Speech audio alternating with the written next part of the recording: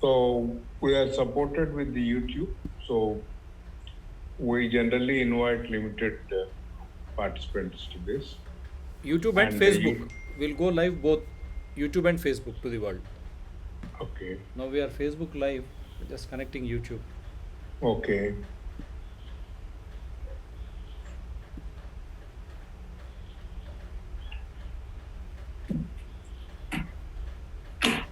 Yes, sir, we are live to the world.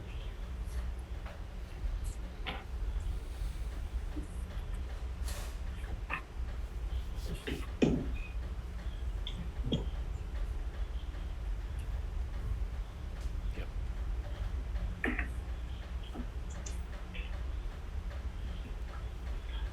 Namaskar, good evening, and welcome to all the participants, particularly to our main speaker, guest speaker, Sri Rituraj from Assam, Northeast India, Professor Purushotham Reddy, Dr. Shivprasad Reddy, Gandhi Chaudhary, and Mr. Nath Manik, and Ritu Smita Goswami. Okay, and many more will join us. And okay,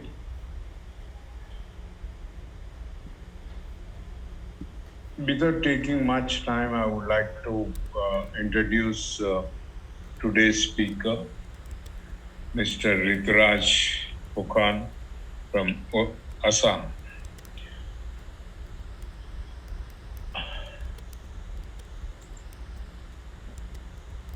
Rituraj Pukhan is an environmental writer, adventurer, naturalist based out of Assam, a biodiversity-rich, climate change-impacted province in northeast of India.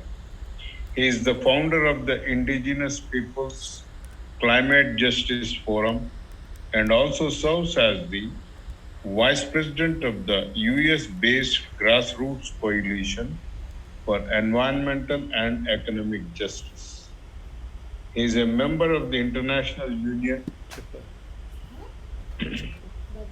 of Conservation of Nature, The time in. which is IUCN, and sits on the board of civil society groups in the Americas, Europe, and Australia.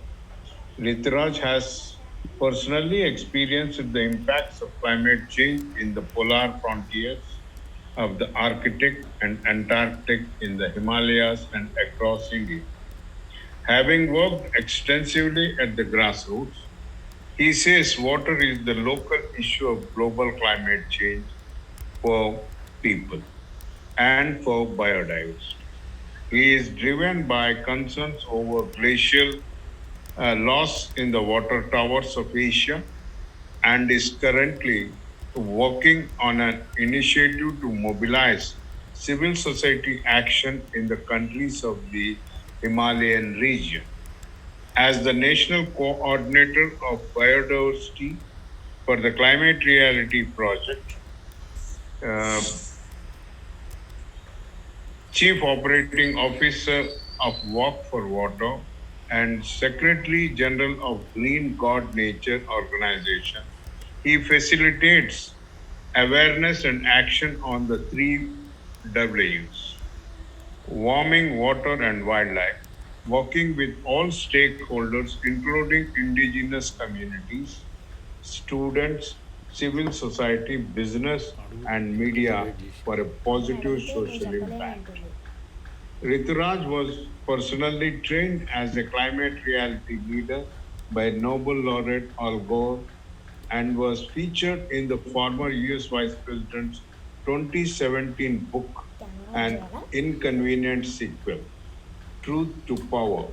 He authored the chapter Biodiversity in Warming World in the Amazon number one bestseller, Climate Abandoned, a book launched in the USA on Earth Day 2019. So there's so much of milestones set up by Rituraj and great credentials to his. Uh, and I welcome Rituraj Phukan. Sir, It's our pleasure to invite you to address the audience, and we look forward, and the platform is yours. Please. Thank you, sir, and a warm namaste to everybody, all the audience. Uh, it's such an honor to be sharing screen space here with so many uh, dignitaries, and it is my pleasure to deliver the presentation today uh, entitled The Paris Agreement and the UN FCC COP26. So without further ado, I'll share my screen. Please let me know, sir, if it is visible, and I will Yes. go ahead. Right. Thank you, sir. So I have been following the series of webinars on the Paris Agreement. So I thought I will focus more on the COP26 part, but like most of the webinars in recent times that I have had the opportunity to deliver a presentation in, I'm going to start with a weather report. And just because we are seeing some record-breaking uh, situations around the world with really wild weather seen everywhere. July happened to be the warmest month that was ever recorded in human history ever since these temperature records have been uh, taken. And it is not just about the heat. Of course, some parts of the world had intense cold weather. There were fires everywhere.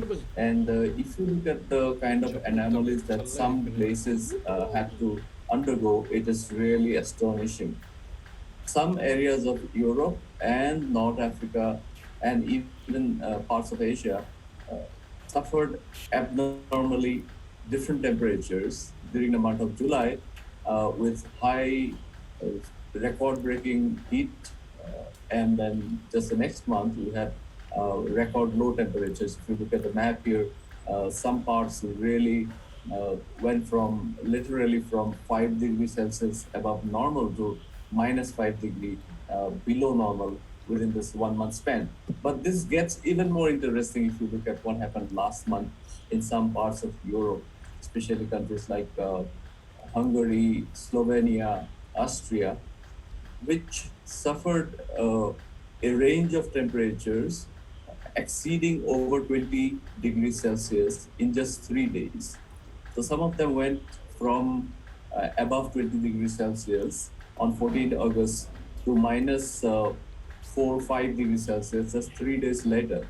So this is incredible. I mean, for human beings, maybe we can endure such a diverse range of temperatures because we can go in, we can switch on the air conditioner or uh, the fan whenever required. But think about the impact that it is also having on the biodiversity of the world, on all the other different species. One thing that was lost in the a lot of reports that we saw about the heat dome in North America was that billions of animals were cooked in the oceans around North America during that heat dome period in July. So almost all the hottest records, uh, years on record, have happened within this century, except 1998. And the last 7 years have been the highest, warmest recorded in history. And this year will probably break all records as well. So this is a pattern we are seeing. And I'm going to end this weather report here and go on to the Paris Agreement. Uh, I'm sure all of you have done a lot of learning, a lot of research on the Paris Agreement, especially with a series of webinars.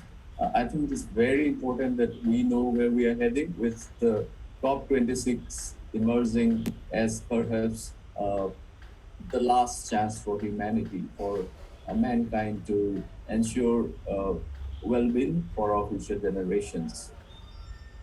When COP21 happened in 2015, it was, of course, the harbinger of great hope, and we thought that we are finally on track to limit warming to 2 degrees Celsius, as was planned in the Paris Agreement, but with the target of limiting it further to 1.5 degrees Celsius, because we know the IPCC 1.5 degree report, which showed us the dangers of the difference between 1.5 degree warming and 2 degree warming.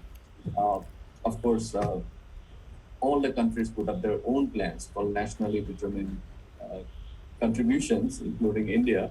And this was unique because this was both a top-down as well as a bottoms-up approach.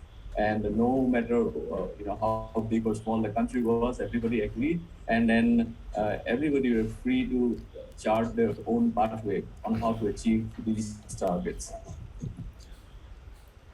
Now, so why does limiting the temperature to 1.5 degrees matter? I think a lot of the things, a lot of the projected impacts that we saw in the recent IPCC report, which got so much of press around the world, and it was such an alarming report. But if you look at the revelations in the reports since the 1.5 degree report a few years back, and the other United Nations as well as IPCC reports studies, we have seen that these are on track. We are kind of exceeding the worst scenarios in some cases, but this is not something that has happened. Many of us have known that these are happening. Uh, and sometimes I feel that the IPCC is actually very conservative, and they're not always showing the worst impacts. Uh, Personally, 2 years back when I was in Longyearbyen, which is the northernmost city in the world, uh, the high Arctic, and I was surprised to see that Longyearbyen, that area had warmed by about 5 degrees Celsius in the last 20 years. While when we read about the Arctic warming, we only see that it has warmed about twice as fast as the rest of the world. So, but in reality, that had warmed at least 5 degree, 5 times as fast as the rest of the world. Uh, so the Paris Agreement had, of course, a lot of targets and a lot of mechanisms which are now going to be reviewed in at COP26, which was originally supposed to be held last year but had to be postponed because of the pandemic. Uh, the Paris Agreement, of course, is very dynamic, and every 5 years we are supposed to review the emission goals, I think, which is pretty important. And with the kind of ambition that we are expected to see at Glasgow this year, we want to be on track to be net zero by 2050. However, the latest IPCC report has made it very clear that it might be almost inevitable that we'll pass the threshold of 1.5 degree warming within the next 2 decades. And some of the impacts that we are seeing will already be locked in for hundreds and thousands of years. Maybe sea level rise will continue, and so will be a lot of other impacts. One of the important things that the Paris Agreement got into focus was the burden sharing, because we'll come to that in detail later. But here it is. It not only talked about collaboration between countries, but it recognized that developing countries may not have the means to commit uh, to ambitious plans like as much as the developed countries, and that uh, the global north, the developed countries, were obliged to provide financial as well as technological assistance for the global south, so that uh, we could together achieve the targets of the Paris Agreement. And this is what is at stake. We'll look at each of those goals, but before that, let's look at India's commitments in the indices. India had committed to reducing greenhouse gas emissions by up to 35% below 2005 levels by 2030. So that is just 9 years from now. 40% of this power capacity to be based on non-fossil fuels. I think many of these commitments are on track, especially the third one to create an additional carbon sink of 2.5 to 3 billion tons of CO2 equivalent to additional forest and tree cover by 2030. Having said that, of course, there are also contradictory moves to open up protected areas, to open up new areas for mining or extend coal mining in some certain areas. So I think we are still trying to figure out the way ahead. In my state, there has been a recent focus on electric vehicles, which is a good thing. But at the same time, there is a talk about introducing more o- oil palm cultivation, which may be detrimental because plantation of an alien species would require clearing of a lot of land, involve burning, and lead to much more greenhouse gas emissions. So I think we're still trying to find the path of development and balance it with our emission goals and targets. So what is COP26? So this is the 2021 Conference of Parties under the United Nations Framework Convention on Climate Change, which uh, has 197 parties plus the countries of the European Union. Uh, and so together they are all known as the parties. This year, it is hosted by the United Kingdom along with Italy at Glasgow. Since this is the 26th meeting of the parties, it is known as COP26. So, how does the COP work? I thought I'd briefly look at this. Basically, there are two zones. The blue zone, where the negotiations between government, where all the formal and informal negotiations take place between the parties. And then there's a green zone, which is for civil society, and there are a range of events like workshops, art and installations and presentations, and even this year, of course, at COP26, there'll be a big People's Assembly going on. There'll be a global day of action on the 6th. I have got an observer accreditation with the UNFCCC, and hopefully I'll be attending some of these events. So, what are the goals for COP26 this year? Number one, the most important goal here is to secure global net zero by mid-century, by 2050, and keep 1.5 degrees within reach. Now, whether we will be able to do that depends on a lot of things, especially how countries are willing to ratchet up their ambitions. It is clear that the Paris Agreement NDCs is not sufficient to keep warming even below 2 degrees Celsius. It will probably take us up to 3 degrees. So even to keep it to the goal of 2 degrees Celsius, we'll need more ambitious targets. And to keep it to 1.5, we'll definitely need a lot of ambitious targets by countries.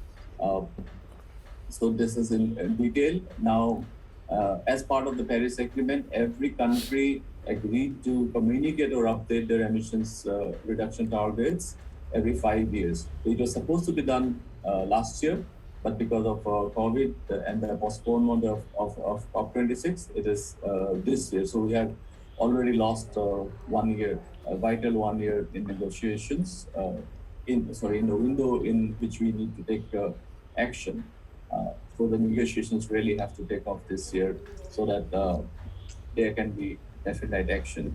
The second goal is adapt to protect communities and natural habitats. We are more and more seeing that the people who are suffering or people who are at the front lines of the climate crisis, whether they are mountain communities, riparian communities, coastal communities, or people living in the most vulnerable countries, they are the least contributors, and it is now very important that we take measures so that they can adapt.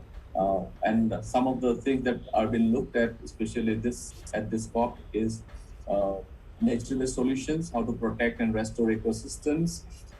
As you know, this year the underlying theme of the United Nations has been ecosystem restoration. Earth, they had this as a target as a team, and then World Environment, they had the same team as well. And then we also started the UN Decade of Ecosystem Restoration this year. So finally, all world organizations and agencies are working together to address the planetary crisis of climate change as well as biodiversity loss.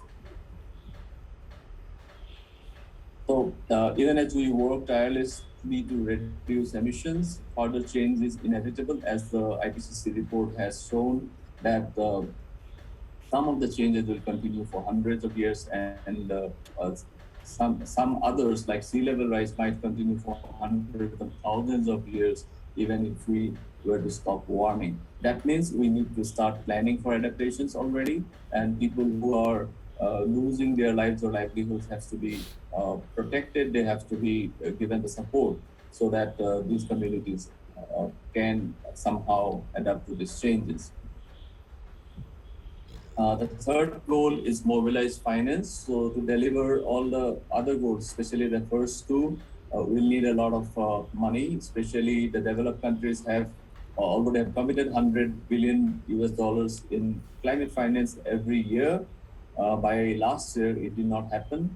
So this year, I think finance will be one of the most important issues to be taken up by the countries, and hopefully they will be able to come to decisions that will enable quick adaptation and quick support for developing countries by the developed countries. Number four is work together to deliver. So it is vital that all UN agencies, all governments, all industries, all businesses, and civil society, everybody has to work together to solve or to address the climate crisis at all levels, because the changes we are seeing are happening across different sectors, across different even unprojected events are taking place. So all this will require collective work by everybody involved. All stakeholders have to come together towards a net zero economy. So working together is vital for implementation of the Paris Agreement goals, and also to see more ambitious actions by all countries. There are many ways how to get involved. Of course, these are different for not just countries, but they're applicable for cities, regions, businesses, even universities, civil society. And in fact, there are a couple of high-level champions that were appointed by the United Nations to ensure that such involvement is made possible. There's something called Race to Zero that is already going on, and lots of businesses have signed up for that. Basically, this is called the largest net zero alliance. So they want that this particular individual businesses uh, go net zero as fast as possible. Many cities, over 700 of them, have already committed by transformative changes in public transportation, uh, in green buildings, and other systemic changes that are so much required. A lot of investors are already involved. Banking, insurance sectors are involved. Education institutes across the world are taking the lead as well, reflecting perhaps the concern of the youth. And it is happening across all the regions in the entire world. So the road to COP26 actually started quite early from last year, December 12th, the day of signing of the Paris Agreement back in 2015, was when the Climate Ambition Summit took place. And after that, we have had a series of high-level meetings which are still continuing. There was a Climate and Development Ministerial Meet in March this year. Uh, Petersburg Climate Dialogue happened in May. There was the 12th Clean Energy Ministerial Meet, and then the UN Climate Change Conference, the sessions of the subsidiary bodies in May this year, which May and June, which I was attending. Of course, this happened virtually, and I was a delegate to the Citizens Climate International. That was followed by the G7 Leader Summit in June, and there are a lot of things happening right now. The UN General Assembly is meeting from tomorrow. Then there's a climate week at New York City. Uh, there's a pre-COP at Italy. Then there's World Bank Group, and International Monetary Fund meetings going on. All of these are working together to ensure that uh, negotiations are already progressing in the direction that the world community now wants to, so that at COP26 we will finally have uh, very good ambitions by all the countries, so that we are on track towards avoiding above 1.5 degrees Celsius of warming. Now, we also have a people's advocate in Sir David Attenborough, and while accepting this honor from the UNFCCC, he was quite clear that I'm greatly honored to be given the roles of people's advocate. There could not be a more important moment that we should have an international agreement. The epidemic has shown us how crucial it is to find agreement among nations if we are to solve such worldwide problems. But the problems that await us within the next 5 to 10 years are even greater.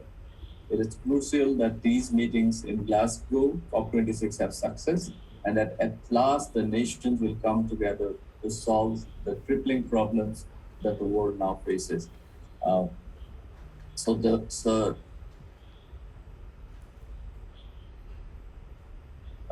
representing the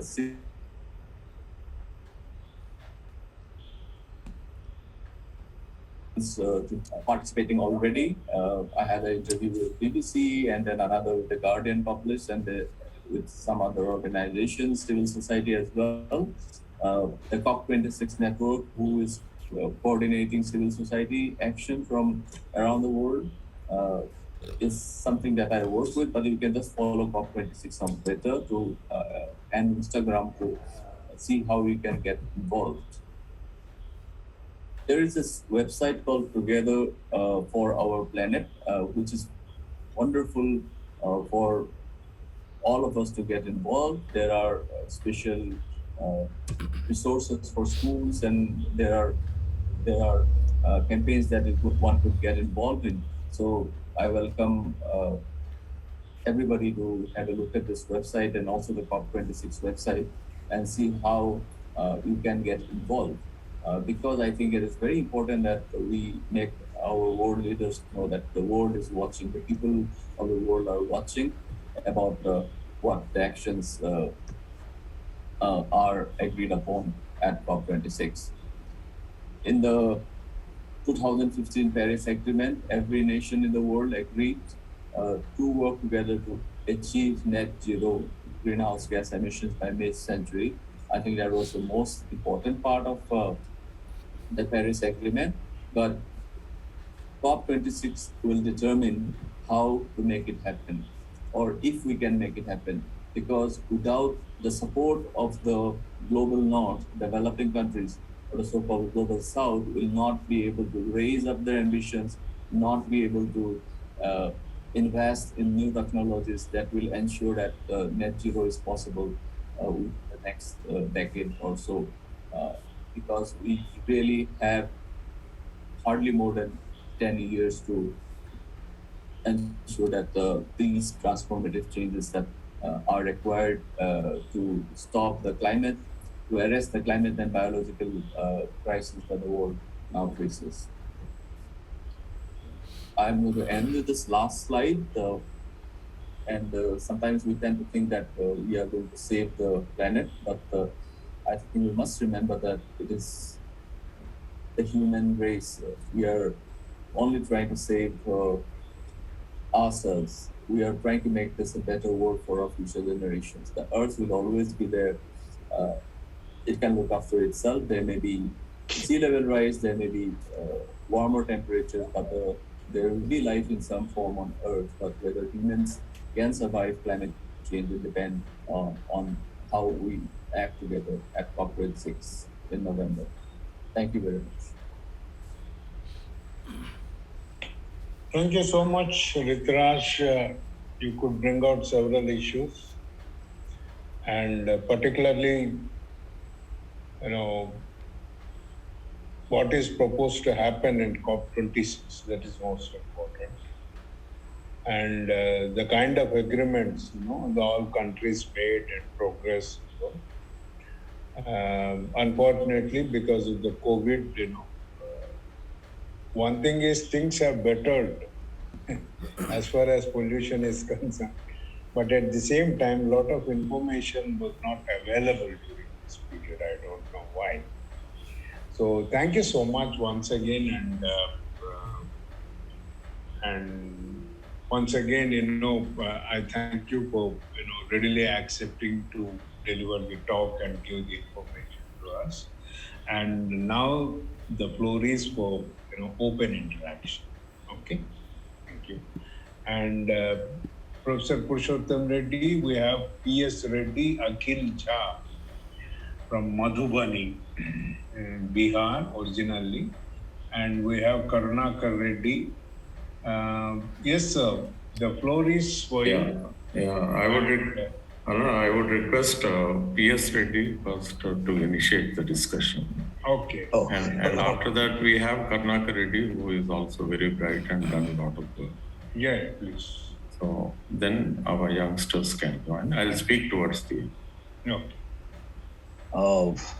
Thanks for giving me a chance to speak first on this issue. Mr. Rituraj, Phukan, it is very elaboratively explained, and the agreement we are, as with our daily routines and all that, we hardly come across all these things unless this sort of platforms are open to us. We show interest and then come to know. Thanks for explaining so neatly and all that. The clauses looks to be very, very interesting, and if this is really adopted, we can really come to the zero emissions eventually. My first observation over here is that, when normally all the gentlemen sit or the country's eminent personalities meet, they really come up with lots of ideas in a very positive way to achieve certain things. But down the line, when it is mattered with respect to the finances, when we talk about $200 billion to come from the advanced countries, and due to COVID conditions and all that, I doubt whether that has come in proper way or not and all that. What is that the repercussions that we are giving to for not maintaining it, whether it is advanced countries not bringing in the money for doing such a valuable thing, or the developing countries that are not coping up to reduce the things. So do we talk about the other side effects? We talk about the side effects, but what is the repercussions, or we are penalizing that sort of a countries for not holding so? I'm done with my question, please.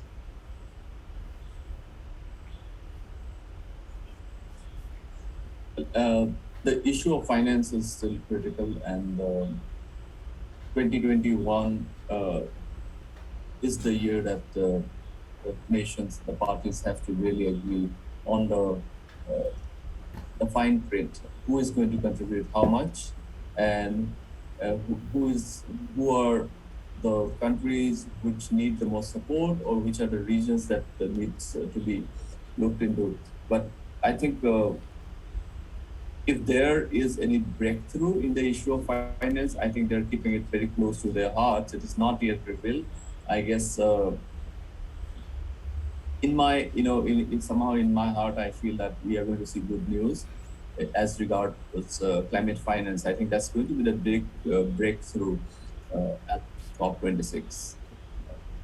As far as developing countries goes, I think India among the developing countries are in a better position compared to many others in terms of finance, as well as in terms of the resources we have available for switching to renewable energy. We have already made a head start in terms of wind energy as well as solar, but many other regions of the world have not gone as far as they should have, and they will really require a lot of inputs, a lot of financial and technological inputs from not only developed countries, but also countries like which are leading in such technologies like India.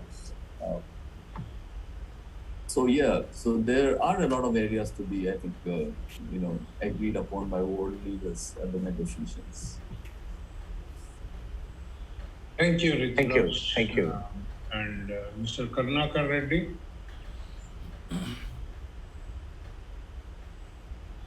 Mr. Karnakar Reddy, are you there?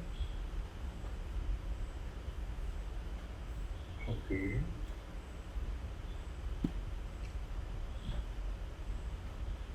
Dr. Akhil Jha.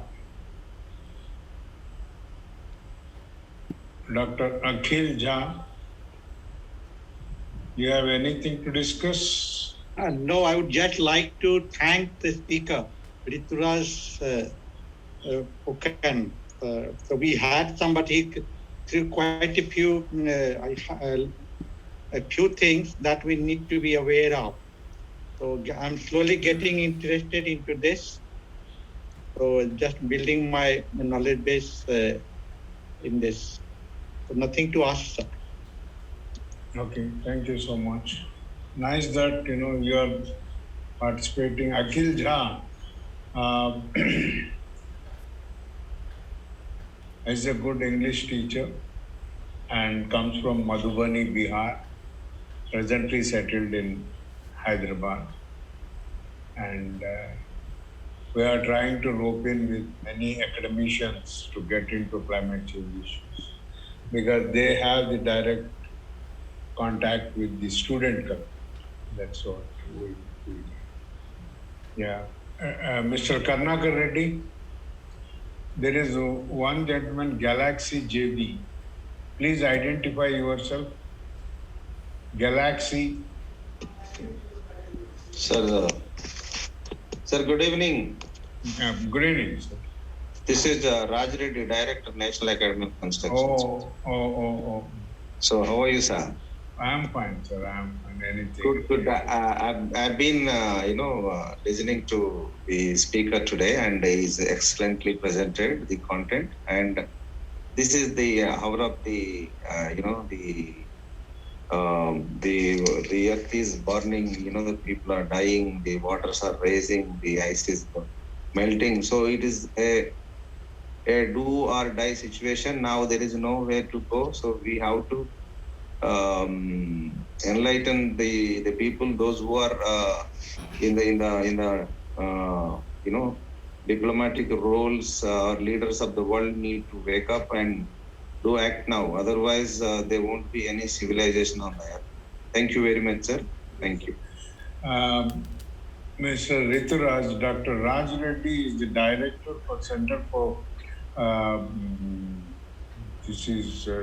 this is a center. National Academy of Construction, NAC. No, that is there. This is part of National Academy of Construction. This CDI, is Construction Development. Construction Development. India. Yeah, construction development. And this focuses in training and building the capacities of young contractors on new technologies and new methodologies, and also upgrades the knowledge for the existing contractors. This works also very closely with the CII green buildings. So it has a lot of scope. And they conduct series of trainings in this connection, and National Academy, known across the country.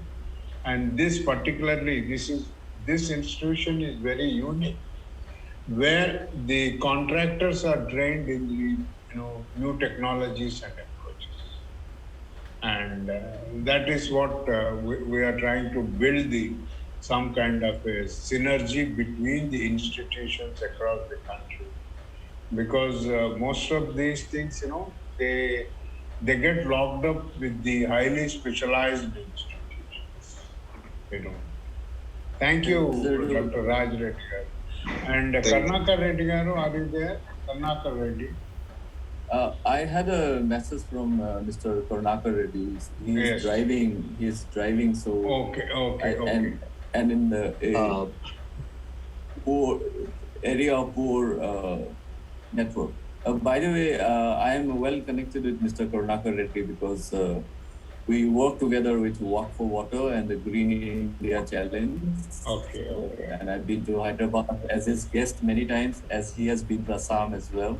So, and in fact, we both started something in 2016 with a mission to make World Water Day as the most one among the most observed events on the environment calendar, and Okay. we organized this World Water Day 2017 across India in different states and districts and thousands of campuses. So that was a big campaign. So we have worked together in the past. Yeah. May I go with the one more question, please? Please. Oh, yeah. Anna, please. Ms. Rituraj, I come from the background of, effluent treatment plants and the sewage treatment plants. So a lot of effluents, I try to handle. So we have a policy here, called with respect to the liquid, zero liquid discharge, with respect to the emissions, zero liquid emissions. So all that, we try to do it, and down the line, they maintain most of it, some here and there, always certain percentage, we try to deviate. Now, having taken all this into consideration, this sort of agreement is how it is getting percolated down the line to the pollution boards and to the industries it is given. By doing so, what is the percentage that is expected of just by making it zero? Number one. Now we know that the other countries, who have done a lot of damages, advanced countries, and now presently a lot of production happening in China. How that is happening in China? Is it going well to that extent in our country also? The kind of the things that are happening in China and India are okay to it to make it balanced tomorrow, or some more has to be done? In short, to be specific, what is the percentage of achievements we are getting oriented towards that? Questions. Although I'm not sure we have, I have the answers in terms of percentages. But if you look at the net zero emissions that the world leaders now talk collectively of achieving by 2050, of course, if that commitment has to be achieved by any country, whether it's India, we have to ensure that all the different sectors, all the different parts of the economy are individually net zero. The transport industry, for example, it's already moving by switching over to electric powered vehicles. There's a lot of emphasis on public transport. Assam, my state, is introducing electric buses and subsidizing electric cars in a big way. This was announced just 2 days back. So this is one area I think that can be kick-started and we could quickly achieve the targets. Then there is the tourism sector where, again, departments, districts, and even groups like the hoteliers, all are being encouraged in different ways in the form of incentives to ensure that their respective sectors make their business carbon neutral, if not negative. In fact, globally as well, the tourism industry, even cruise ships, even expedition travel is now becoming not just carbon negative, but carbon neutral. So I think different industries are already realizing how to do it and how to go,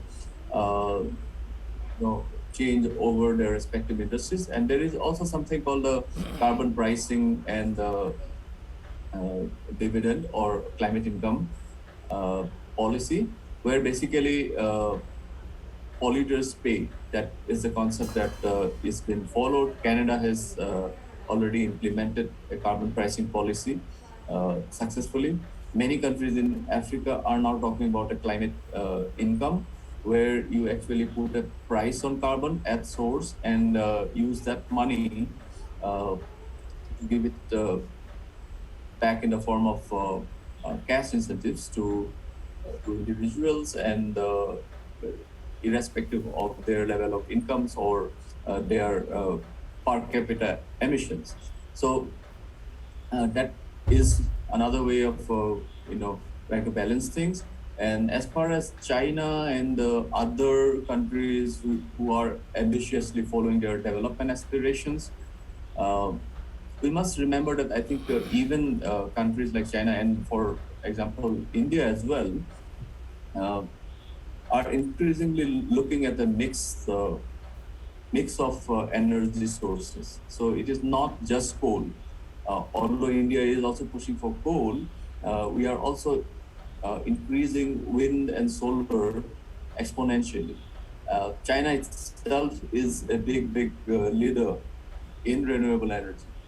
So it is going, and I think with more research and development, more better storage capacity of batteries being developed now, slowly it will become cheaper to produce electricity by renewables rather than the traditional way. So when we reach that threshold, I think even all these developing countries which are now looking at a balance, just trying to find a way to meet the development aspirations along with these commitments of greenhouse gas emission reductions. There will be a sudden influx of money and technologies which will see a better switchover.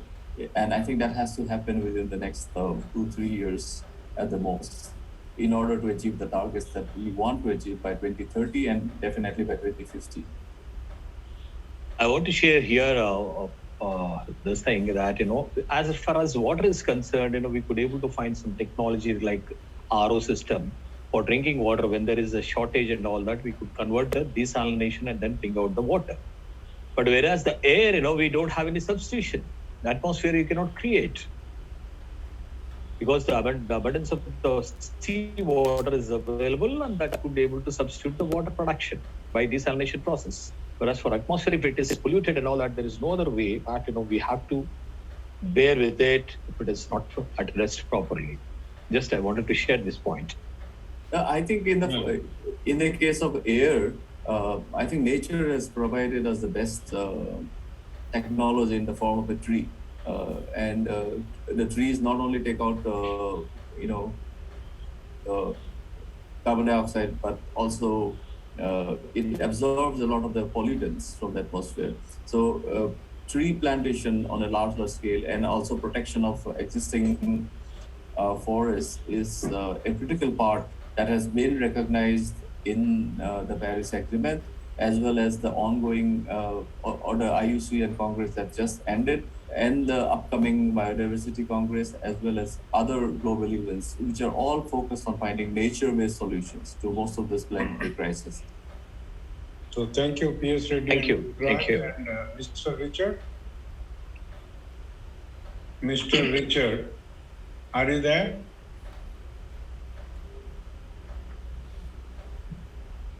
One more name, PC, I see. Please identify yourself. Good evening, sir. Oh? I'm Prabhakar Reddy. Prabhakar Reddy. Please, sir, please. Namaste. Yeah, I'm Prabhakar Reddy, basically an economist.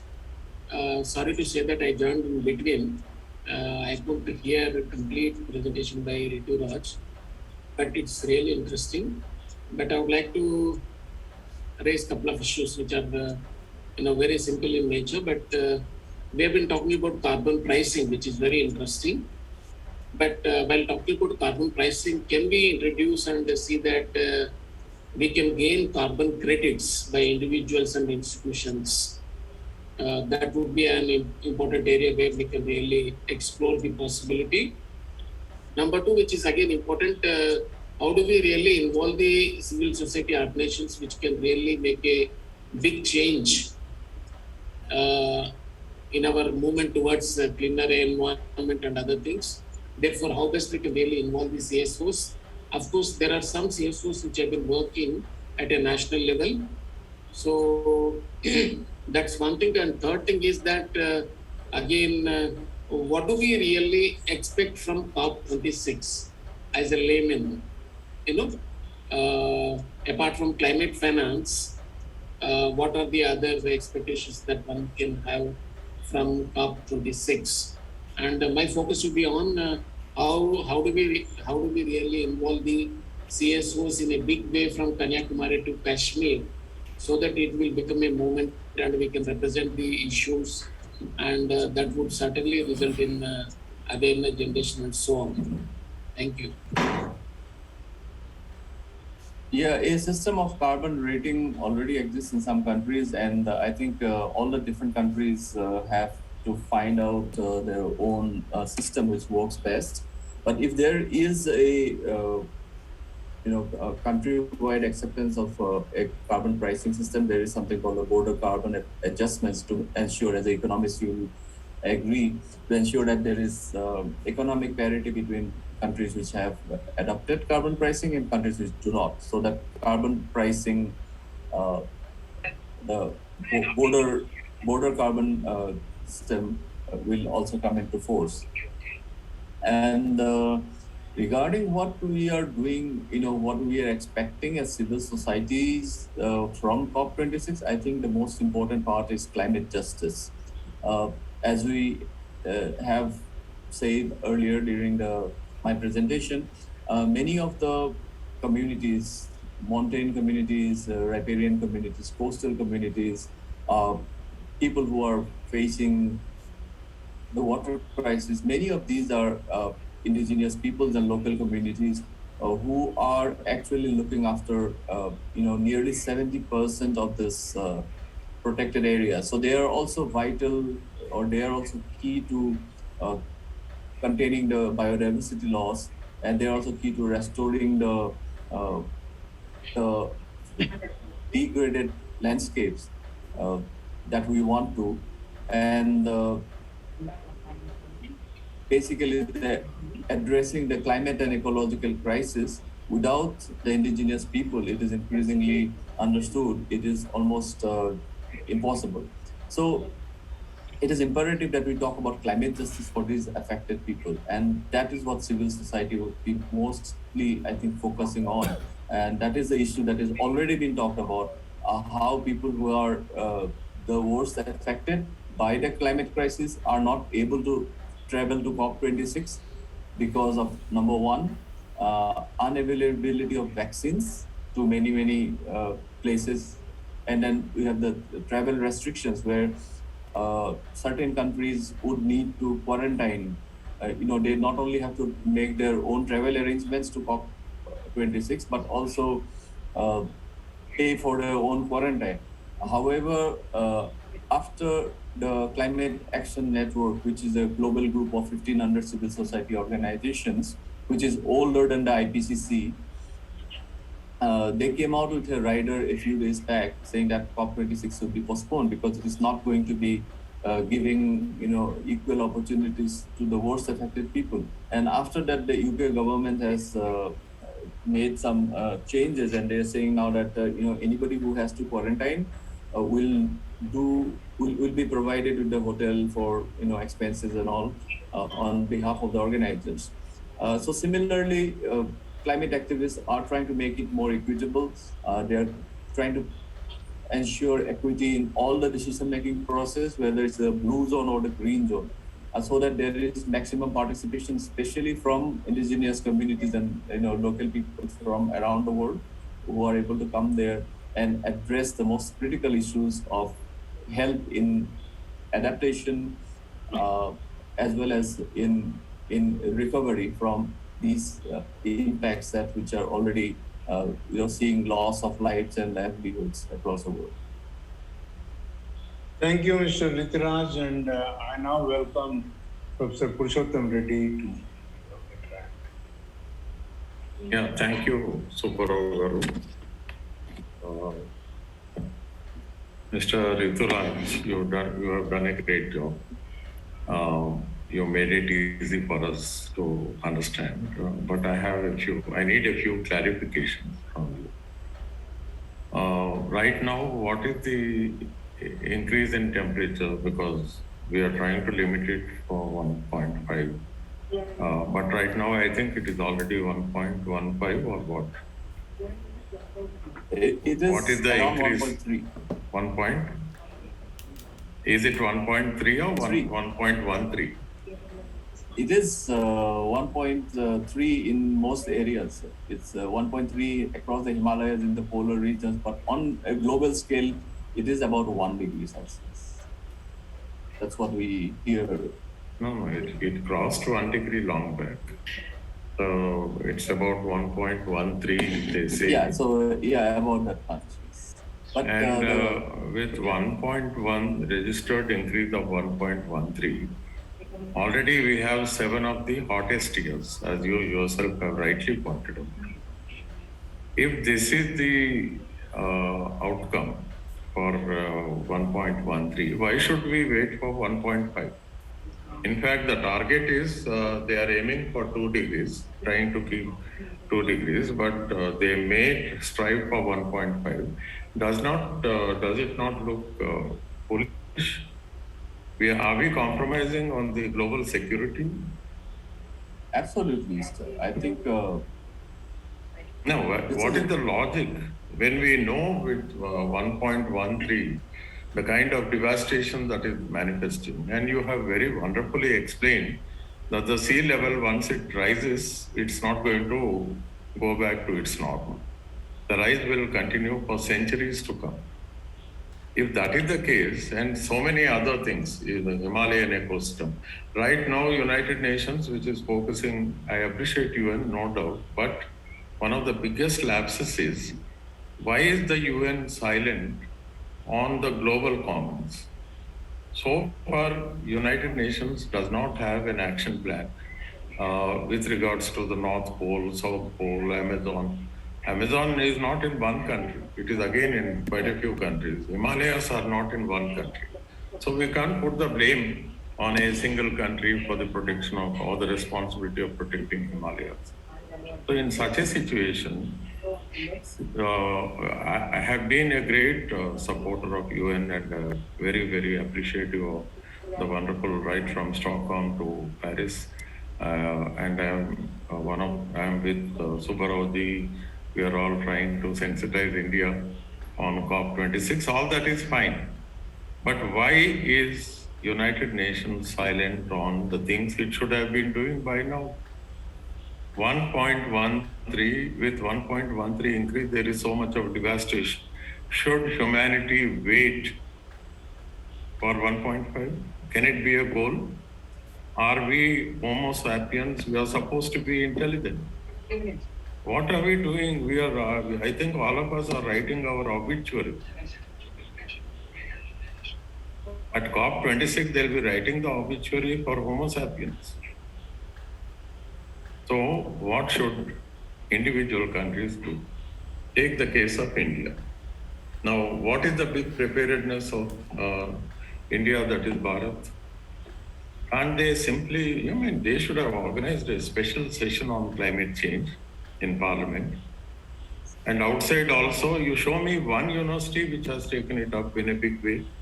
There is no sensitization. There is no political party has included climate change in their manifesto. Nothing is happening. We are just imagining. And all the talk of the government of India is that they are saying that solar energy, we are going to have 450 gigatons by 2050. Where are we? How serious is the problem? What are we talking? And the action of the government of India and the state governments. State governments, it is even more horrible. It is a pity that in this country, that small political parties which come to power at the states, they have no idea of what's happening at the global level. And the kind of dynasty rule, the kind of dictatorships that are manifesting in this country, people have been left out. I'm happy you pointed out so many things, but that is not instilling hope in us, because at the ground level, the corporates are dictating the terms. I can't understand the policy of the government of India opening up, as you pointed out, the core areas of the forest for thermal power now, at a time when the whole world is bypassing fossil fuels. So these are major issues, and I think you should attend all other future deliberations along which Subba is trying to sensitize. We should all try to create a discussion which will make it easy for the government of India to participate. It should not be a policy dictated by a few corporates through Niti Aayog. The people have to be taken into confidence. It is their future which is at stake. It is the poorest of the poor. So something has to be done, and with due respects to you and your experience, we look towards you as our hope, and I hope you will take it to the concerned people in the government so that the voice of the people will be reflected in Glasgow. Thank you, Subba. Thank you, Professor Purushotham Reddy. And anything you would like to respond, Rituraj? We have one more question, Dr. Shiv Prasad Reddy. After that, you can combine. Okay? Yes. Dr. Shiv Prasad Reddy. Yeah, Mr. Rituraj, it was a good presentation, and I hope you leave the PPT in the chat box so that the viewers can, that was one demand from the viewers who have been watching. It is lively, it is good. But you have been visiting Hyderabad. Now let me bring out the ambiguity. On one side, they say you plant trees. I'm telling you about the famous MPs, our ruling party MPs, with which various other NGOs are associated. Green challenge. What is green challenge? On one side, you are destroying Ibrahimpatnam, a forest area, for a pharmaceutical industry which is going to pollute. Already the existing pharmacy in Chautuppal to Bonigir, they are protesting. High courts have intervened, and even governments are also taking a back seat in such. When such is the case, here, such a beautiful place. Mucherla too, if you start coming from Ibrahimpatnam, this side from Shamshabad, and it will connect you to that side of Nagarjuna Sagar Road. Such beautiful locales in the Ibrahimpatnam area. All sarpanches, they have one stating that they don't want a pharma city there. And it is a beautiful forest area, reserved forest area. Habitat of so many rare species of animals, plants, you name it, you have everything. And they, environmentalists from there, they said, people are dying for want of oxygen. Now we have plenty of oxygen in this area. Why do you want to disturb this area? That is their question. Instead, you go and put it in your own backyard. They have questioned even the Honorable Chief Minister of Telangana, and the Green Challenge concept initiated by their own MP and seconded by some organizations. How can you look at this ambiguity? Is it not just for the cosmetic media coverage? On one side, you are stating that afforestation, but on the other side, you are really destroying the existing forest cover. And not only that, no, just imagine the 111 GO, the government order. They are trying to do away with freshwater lakes of Hyderabad. Gandipet ka pani, Hyderabad ka shan, which is known as Usman Sagar, Himayat Sagar, Manjira, all catchment areas. You have allowed these small entrepreneurs, those so-called entrepreneurs, buy vast acres of land, and they are not allowing catchment areas to have water going down to these natural lakes, because they are sinking bore wells, and it has become a big concrete jungle, because the prices of the lands have gone up, and now they want to come up with another concrete jungle in the form of another outer ring road, just to make them to become neo-rich. How this ambiguity will go with the policy decisions? And also, as you rightly said, the nature, earth will resolve on its own, and we ourselves have to take care of ourselves. But the people at the helm, at the governance, if they are not in a position to take care of themselves, in turn inflicting such serious climate damages, how do you expect the civil society to respond, and what should the civil society do? Thank you, Dr. Shiv Prasad Reddy Garu. And Rituraj, you would like to respond, because I would like to give my response to the entire episode. Okay. So Any yeah, very specific response to Professor Purushotham Reddy? yeah, very quickly to all the inputs. I think it's really sad that we are seeing a lot of greenwashing, and we are also seeing a lot of environmental credits being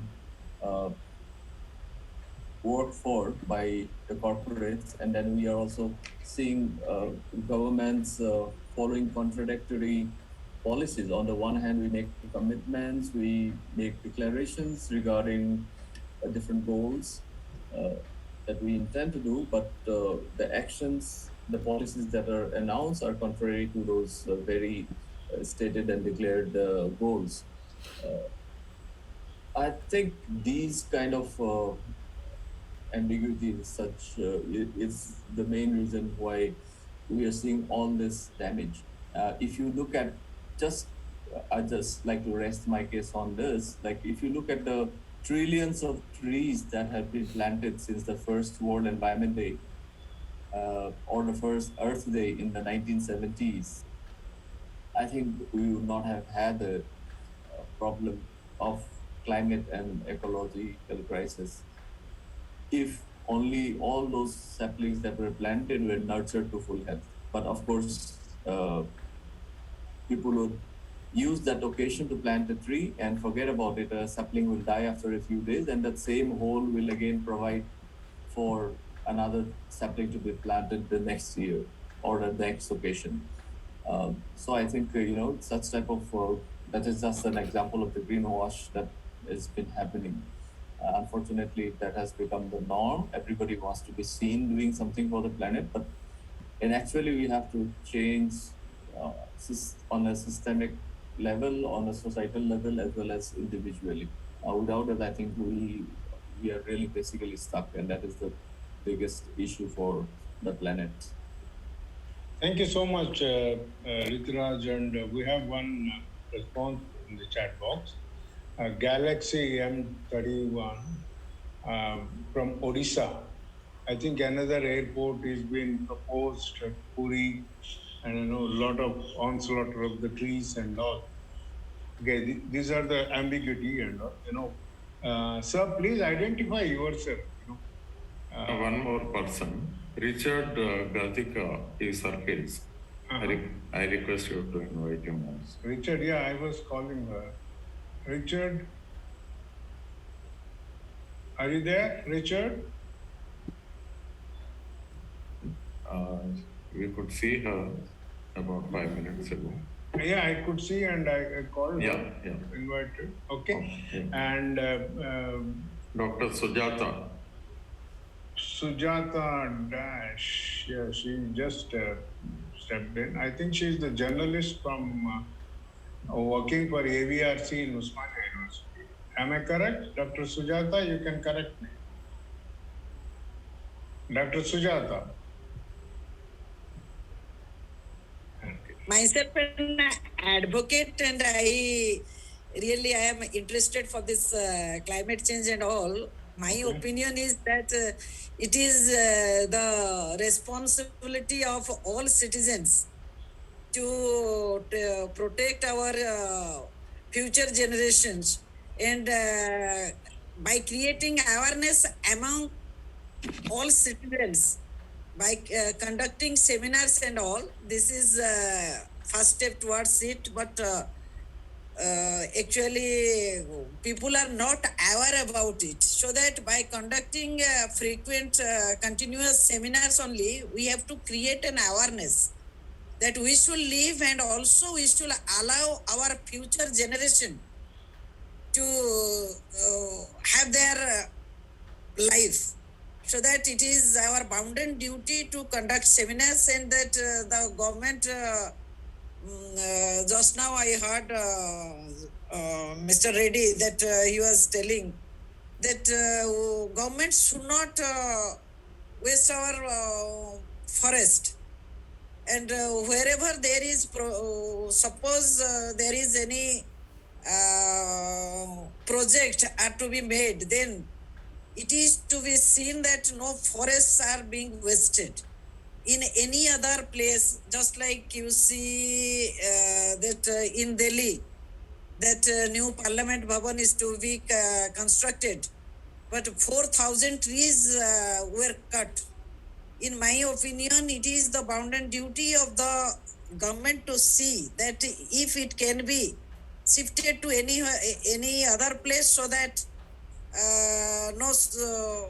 many more trees should not be cut. And Yes, this should be the primary duty of the government. Government Yes. and as well as the people. People's awareness is very important, so that by conducting these seminars, we should take it to villages even. Now people of our town people, they are also to be trained and they are to be aware that by conducting continuous seminars only, because we are it is when we see that actually our state governments, they are very much ignorant about global situation. Yeah. And in TV and all, we see that how this ice is being melted, and how this wall may within very small period. Even though our time now, in which way we are feeling the hot climate, now it is raining, but still then it is so hot, so that without fan we cannot it is impossible to spend our time. So that we should it is better that as quick as we understand this, and we can take this to the village level, town, and all the citizens should once they are aware of it, then they will object. Even though to the government, even they will take any action, the citizens will come forward. Yes, In madam. some Thanks. Yeah, I got your point, what you are emphasizing. That is, it is the greater awareness and sensitization among the citizens, and also the responsible behavior of the government and citizens together can only. I request Rituraj to make me the host, please.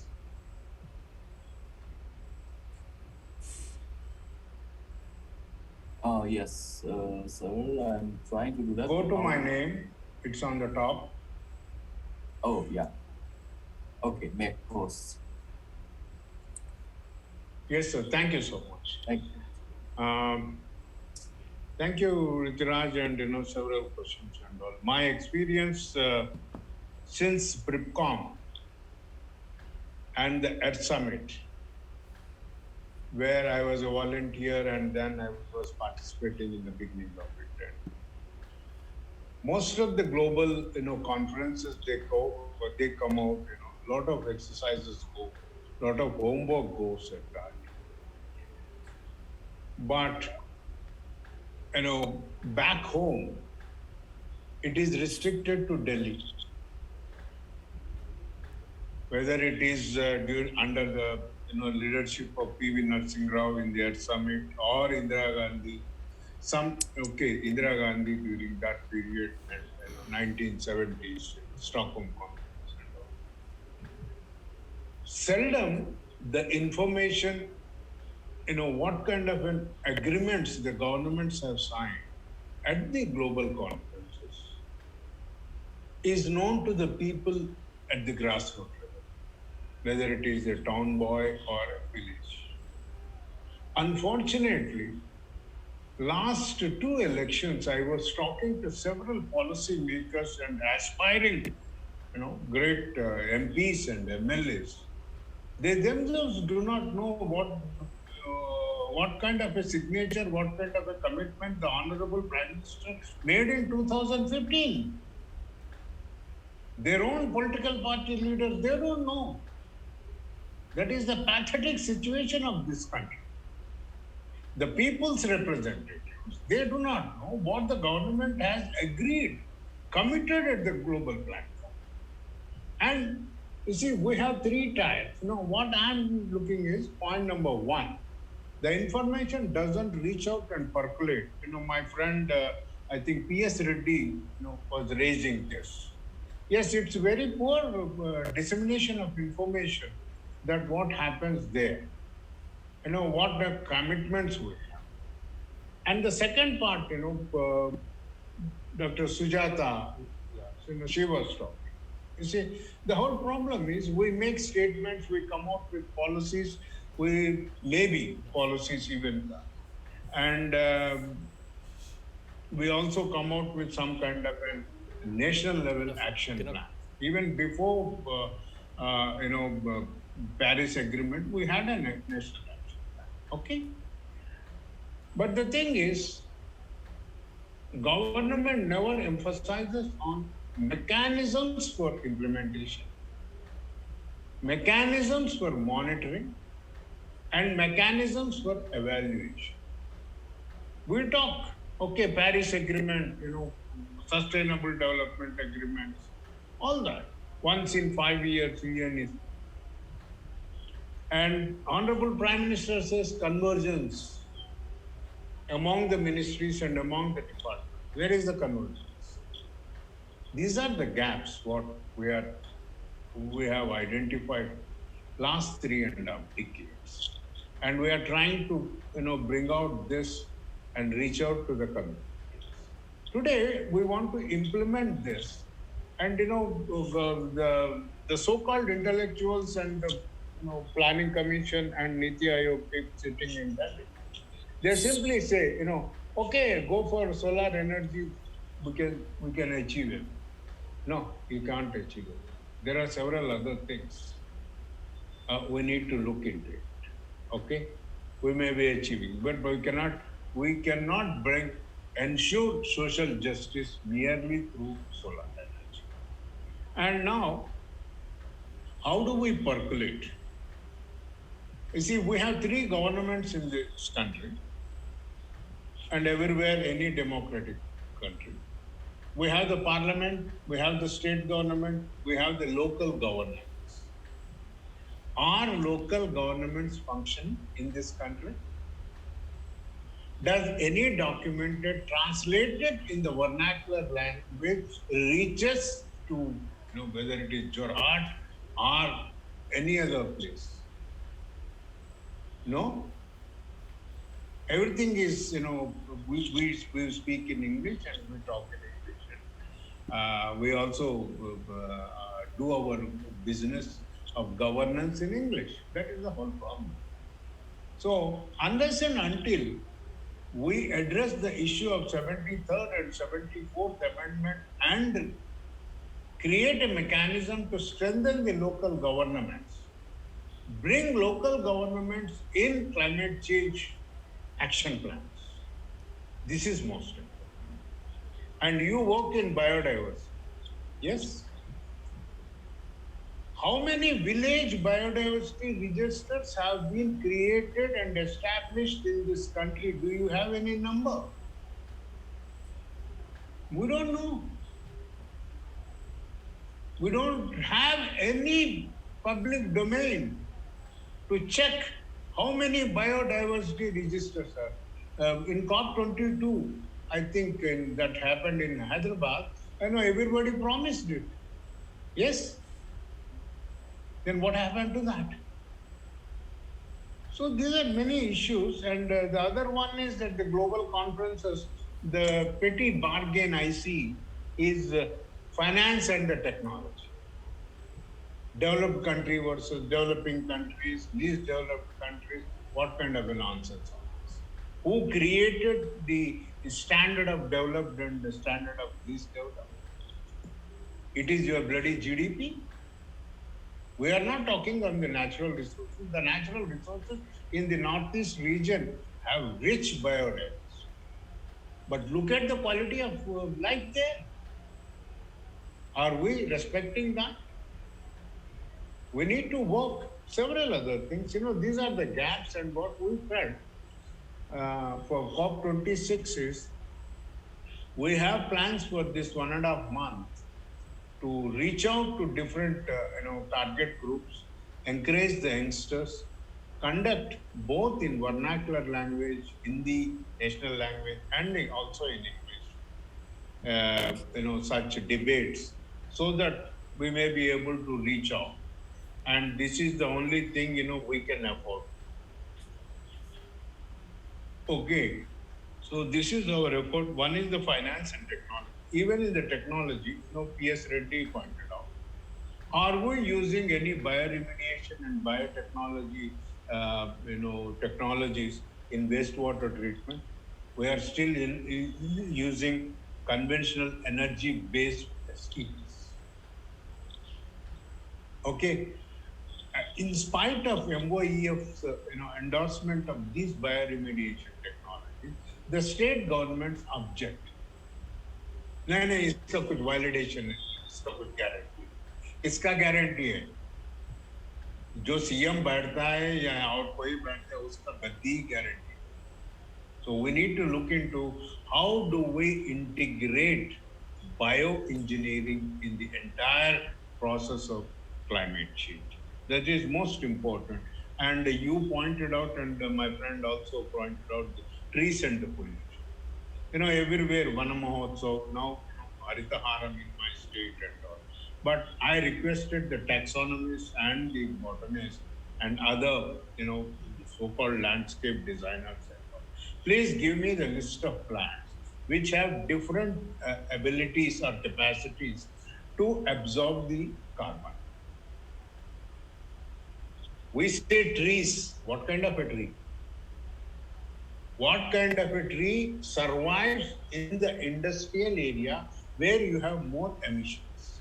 What kind of a tree can survive in the around the thermal power station, where nitrogen and other phosphorus and other carbon, is there in the air?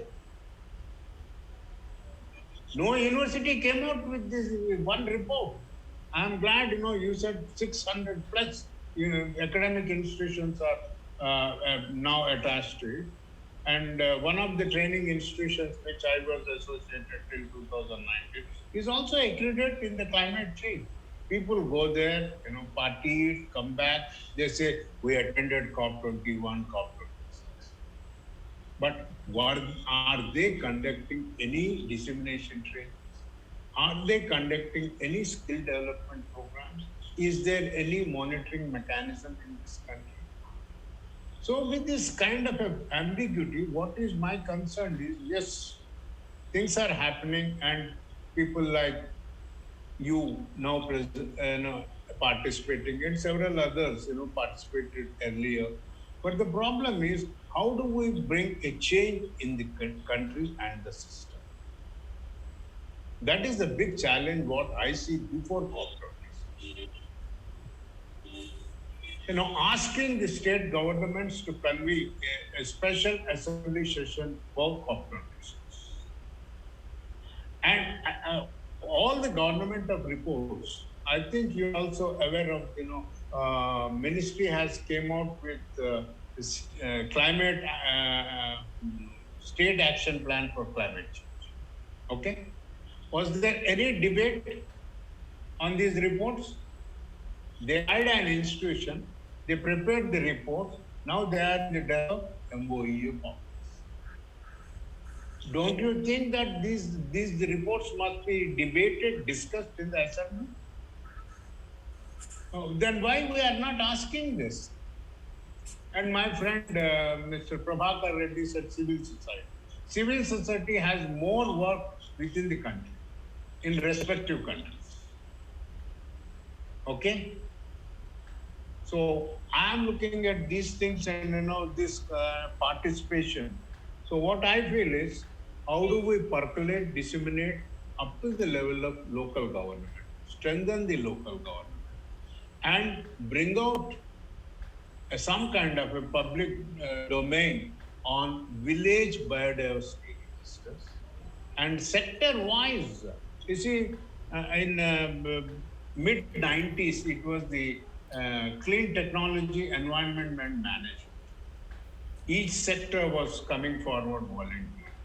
We do not have, you see, it's very easy, GDP and all other things, average per capita income and all. But each state is different.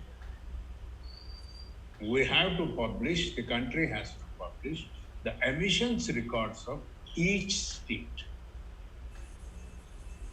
Otherwise, what people say, not this, it's an undeveloped country, state.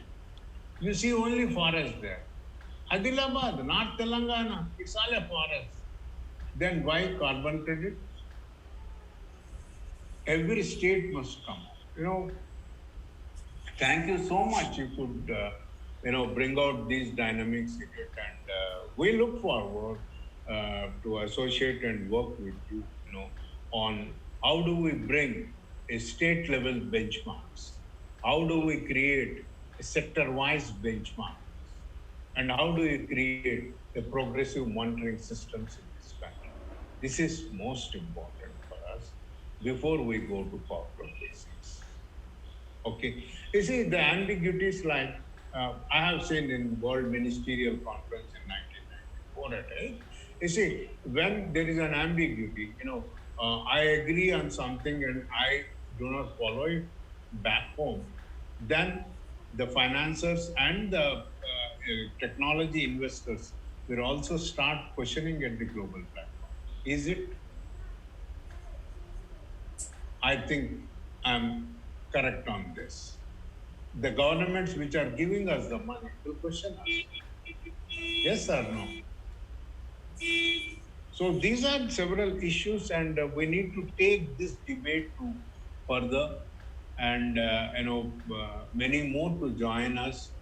Our aim is, our objective of conducting series of such interactive webinars is mostly to disseminate the information to the wider sections of the society, and before COP26, and also seed some kind of a thought that can the agenda or the issues of COP26 go as an electoral agenda for the coming election. That is also important. We do not want, people, the people's representatives without the knowledge of global, commitments. People should know. They should connect global, debates to the local debates. And you rightly pointed out that the water is the local issue for climate change. Yes? So we need to go a long way, and we should all come together and share our thoughts, experiences, knowledge base, and so that we see India working towards climate resilience. That's most important. We need a good governance which have the more knowledge on climate resilient planning and governance. Thank you so much, Rituraj, and anything you would like to add or share? Sir, this thing. Tomorrow you can watch this live on Environment People Dr. TSPR channel at 11 a.m. The same will be re-telecasted. Support Dr. TSPR channel, Citizen Dr. TSPR channel, and Environment Dr. TSPR channel, Environment People Dr. TSPR channel. The same link goes for today's show. It will not be changed, and tomorrow's link will be generated and it will be shared. Thank you, sir. And Rituraj, anything you would like?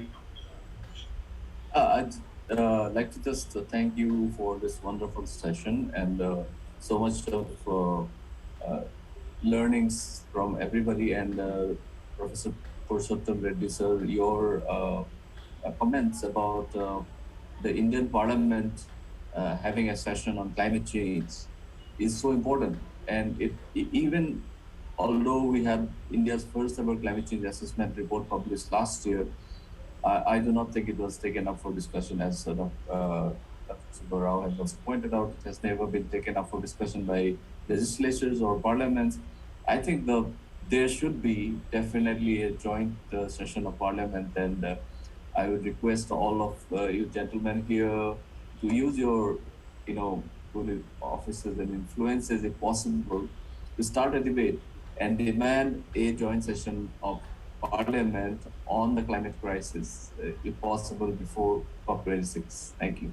Thank you so much, Rituraj. I request you to share the copy of that assessment if we have. Okay. Thank you so much, and thank you for all the participants for their active participation and all. And we look forward for your cooperation and support. Thank you. Thank you so much. Thank Good you. night, sir. Thank you. Mr. Thank Bhagat, you. Bye bye. Thank Take you. care. Good night.